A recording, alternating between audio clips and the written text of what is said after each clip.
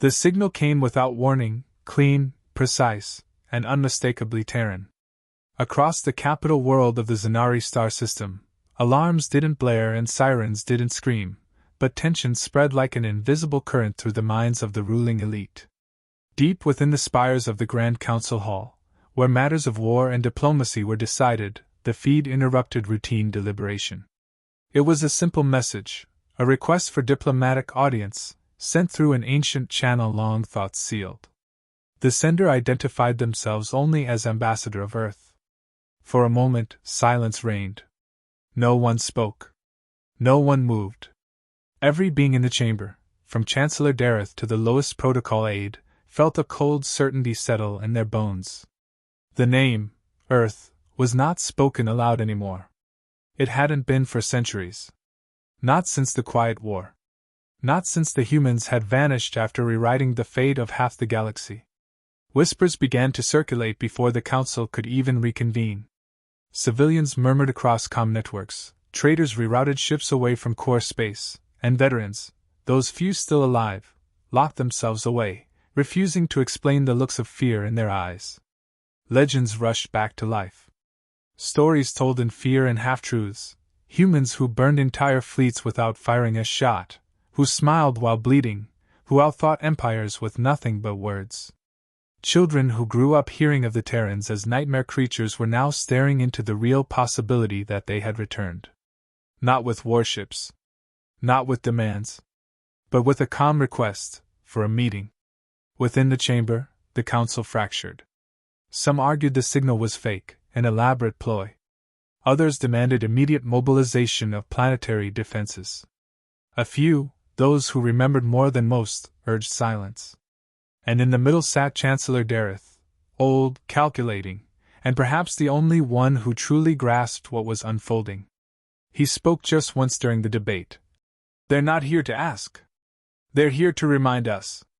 A vote was called. It was close.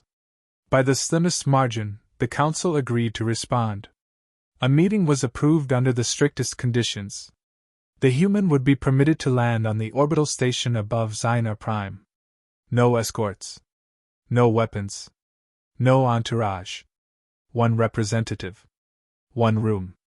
Preparations began with the urgency of impending catastrophe. The meeting chamber was sterilized, scanned, rescanned. Intelligence officers pored over Earth's extinct diplomatic protocols, piecing together lost fragments of Terran customs. No one knew what to expect. No one knew what the human would look like. No one even knew how old they might be. The humans had always aged strangely. Some didn't at all. Then, on the third rotation after the signal, the ship arrived. It wasn't large or threatening. It bore no weapons, displayed no insignia of power. It was sleek, matte black, unmarked except for a single emblem etched into its surface, a stylized Earth crest, long since classified and erased from the galactic archives. The docking process was silent. Every movement calculated. Every second measured. No chaos. No arrogance. Only inevitability. From observation decks, Council aides watched as the airlock cycled. One figure stepped through. No guards. No armor. Just a shadow against the sterile white of the docking corridor. And though no sound accompanied the arrival, and no threat was spoken aloud, every witness felt it deep in their core that something irreversible had just begun. And in the capital city far below, the citizens of Zynar Prime looked up into the dark sky, where a single Terran vessel hovered like a forgotten memory, returned to collect a debt no one dared name. The chamber had been prepared with meticulous care. Too much care, perhaps.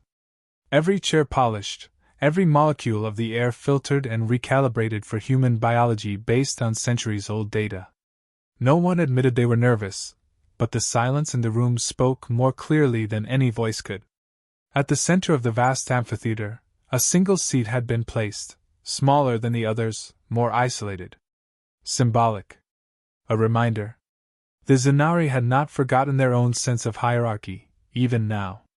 Around the edges of the room, towering figures of government, commerce, and defense filled their posts, pretending calm.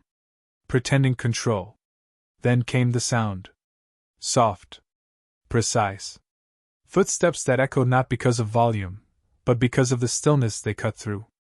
The figure walked with purpose, not haste. Neither bowed nor greeted. Just moved to the seat at the center and sat. No entourage. No translator. No display of credentials. A simple black suit, an expression unreadable, a briefcase rested gently by their side. For long moments, no one spoke. The human didn't move. It was as if the ambassador was giving the Zanari time to remember how to breathe. Eventually, one of the counselors broke the tension, offering formal welcome. It was returned with a slow nod, polite but empty of subservience. Another voice followed, less cordial, asking the purpose of the visit. Still, no answer. Not yet. Instead, the ambassador opened the briefcase. No weapon. No tool. Just a file, real, physical, and analog. It was placed on the table in front of them with deliberate care. Still silent, still patient. Eyes scanned the chamber as if evaluating not the individuals, but the weight of their history. The quiet became unbearable. One Zanari diplomat leaned forward, agitated, demanding again, "What does Earth want?" The ambassador's voice came then. Calm. Measured. Unthreatening in tone, but cold in content. "You've buried your sins. I'm here to return them." No elaboration. No emotion. Just the truth laid bare. The file was slid forward. No guards moved to intercept it. It didn't need protection. A third counselor, more composed, opened it. The first image inside made her flinch. It was a colony, burned, broken, scattered in high-resolution stills. The timestamp read 2148. Next page, political orders signed by Zanari admirals authorizing containment actions. The room shifted. The next page was worse. And the next. The file contained no accusations. Only evidence. Eyes turned back to the ambassador. No anger. No triumphant gloating. Only stillness. And that frightened the council more than any speech could have. These were things long buried, scrubbed from public archives, hidden even from newer government officials. The ambassador knew them all. A military commander stood, demanding to know how Earth had accessed this information. The human raised an eyebrow slightly, as if the question was trivial. "We remember what others choose to forget," came the reply. "We watched. We waited. And now we speak." The voice wasn't sharp. It didn't need to be. The terror didn't come from what was said, but from what it implied, that the humans had never truly been gone. They had only gone quiet. Then came the shift. One Zanari delegate, older than the others, whispered something to a neighbor. His voice cracked when he said it, the last protocol. The words fell like a weight in the room. Every system had one. A directive left behind from the days of war, activated only if Earth ever returned. No one had ever believed it would be needed. No one wanted to admit it existed. And yet here it was, looming over them, not as a fleet, not as a declaration of war, but as a single human sitting calmly, holding a file. They had expected threats. They had expected demands. But what they received was worse, proof. Proof that Earth remembered. That Earth had never stopped watching. And that Earth had sent someone not to make war, but to make them remember. There was a stillness in the chamber, but not the kind born of respect. It was the silence of exposed nerves, the kind that follows when a myth walks into reality and sits across the table. No one dared look directly at the human now. The file remained open, its pages untouched since the last revelation. Yet the weight of its contents pressed down harder with each second. Behind closed visors and twitching mandibles, the members of the Zanari Council weren't thinking of defense strategies anymore. They were remembering. Long ago, generations past by their measure, humans had surged into the galactic scene like fire through dry fields. At first, they were dismissed: fragile bodies, erratic politics, unrefined technology. Then the wars began. Not just one. Not a single campaign or rebellion. A sequence of conflicts that stretched across entire quadrants. Earth fought empires and federations alike, not with overwhelming numbers or superior firepower, but with precision, adaptability, and fury. Humanity's armies moved like ghosts, their diplomats like riddles. What they couldn't outgun, they outthought. What they couldn't outrun, they made outrun itself. The war records, those that weren't deleted, didn't speak of victory or loss. They spoke of chaos, of change. And then, one day, they vanished. No surrender. No peace treaty. They simply stopped responding. Entire systems once under Terran occupation found themselves abandoned. Surveillance ceased. Signals went dark. It was as if Earth had closed its doors to the stars and locked them from the inside. The galaxy exhaled. And then it conspired to forget. The Zanari were part of that forgetting. Perhaps even leaders in it. They had pushed for the Great Redaction, a galactic initiative to erase human history from the records. Not out of hatred. Out of fear. If no one remembered Earth, perhaps Earth would never remember them. Children were raised with no mention of Terrans. Military training manuals replaced every human tactic with fictional threats. In time, it worked. The silence became comfortable. Dangerous, but comfortable. But the ambassador had brought memory back like a falling hammer. And now the chamber was cracking under its weight. One junior envoy leaned toward a senior, voice low, almost reverent. "Why now?" he asked. The elder shook his head. "Because we told the stars a lie. And now the truth has come to collect." The ambassador's voice was not raised. It did not lecture. It simply clarified. The file, they explained, was not a threat. It was a mirror. The atrocities within had not been brought for punishment, but for acknowledgement. The dead had no voice. The survivors had no stage. The Council had erased them. Earth had not. A sphere was removed from the briefcase, gently placed beside the file. It glowed softly, then began to project names. Not documents. Not images. Just names. Thousands of them. No commentary. No explanation. Just line after line, Zanari and Terran both. Military. Civilian.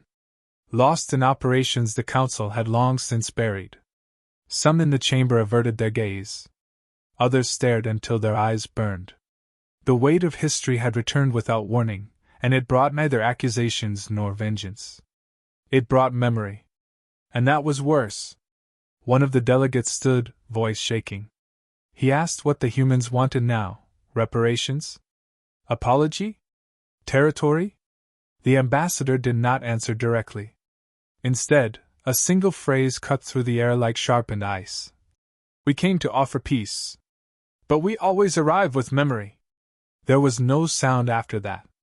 The projection continued, name after name. The past was no longer a forgotten archive.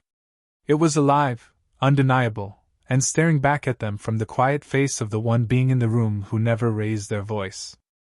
The broadcast was never meant to be public. It had been contained, encrypted, buried in the sealed systems of the Council's core servers. And yet, barely hours after the human ambassador had placed the sphere and the file on the table, the data spilled into the networks of Zynar Prime like a flood breaching a dam. The streets lit up with projections. Civilian devices flickered with names, documents, and forgotten history. There were no announcements. No signatures. Just the sudden, overwhelming presence of truth. Across cities, planets, and orbital colonies, confusion turned to unrest. Crowds gathered not to protest, but to question, whispers swelling into collective realization. The Council had lied. Not once, not to one generation, but across centuries. Entire families discovered they had ancestors whose names had been erased. Soldiers who were told they fought just wars saw footage that told a different story. A history not rewritten by victors, but hidden by cowards. In the Council chamber, the damage was immediate. Internal investigations began even as delegates argued on the floor. Military leaders resigned without explanation. Others collapsed under the pressure of their own conscience. Some tried to frame it as an Earth deception, a psychological attack. But there were no human ships in orbit, no weapons deployed. The human had come alone. And the documents? They matched hidden records exactly. There was no forgery. Only truth. The Zanari were watching their world unravel not through conquest, but through memory. Outside the chamber, protests grew. Not violent, but unrelenting. Citizens demanded transparency. Veterans demanded truth. Young voices echoed a question older ones had feared: what else have we forgotten? And still, the humans said nothing. They did not speak to the public, did not appear in broadcasts, did not offer further explanation. They remained in diplomatic housing, silent, watchful, deliberate. Their power came not from presence, but from restraint. Analysts from neighboring systems began to distance themselves from the Zanari. Diplomatic channels quietly closed. Trade deals were put under review. One by one, the allies who had once feared Earth more than they feared truth began to realize something more dangerous. Humanity had changed, but their principles had not. They remembered everything. And they moved with intent. Inside the council, someone finally admitted the unthinkable.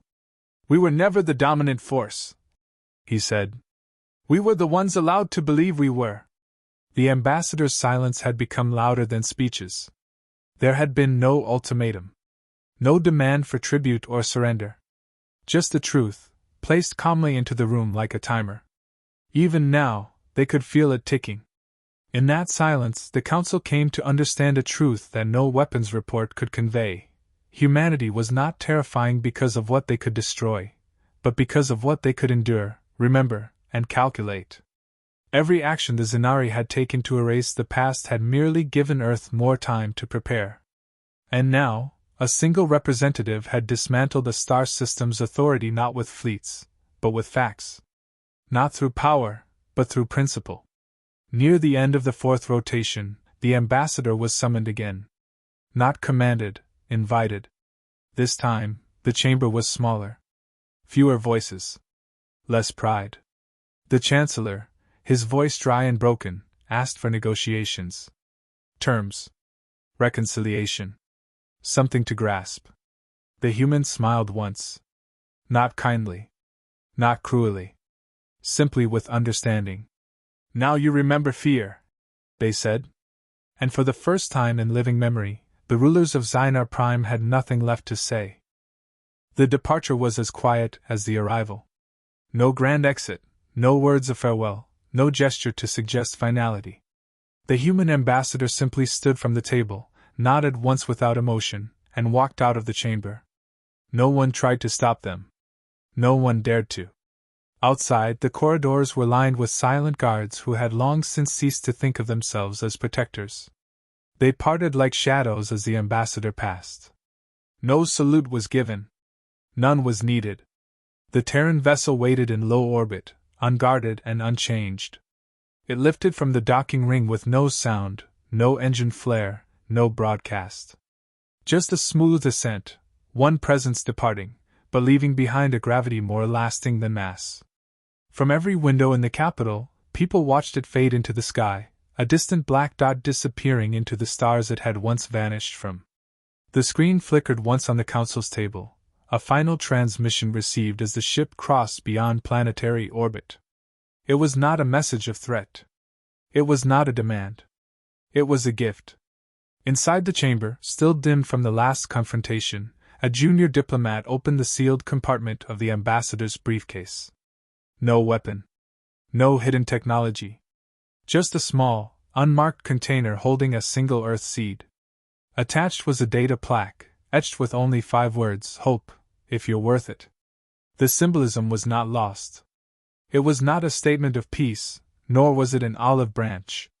It was a question, a challenge. Humanity had not come to rebuild or to rule. It had come to remind. The seed would grow only in soil that had the strength to confront what had been buried. It would bloom only in truth. In the days that followed, the Zanari star system buckled. The Chancellor resigned. Multiple colonies declared independence from the Council. Generals were tried by their own people, not because Earth demanded it, but because conscience no longer had a place to hide. What had been united by fear of the unknown now fractured under the weight of remembered reality.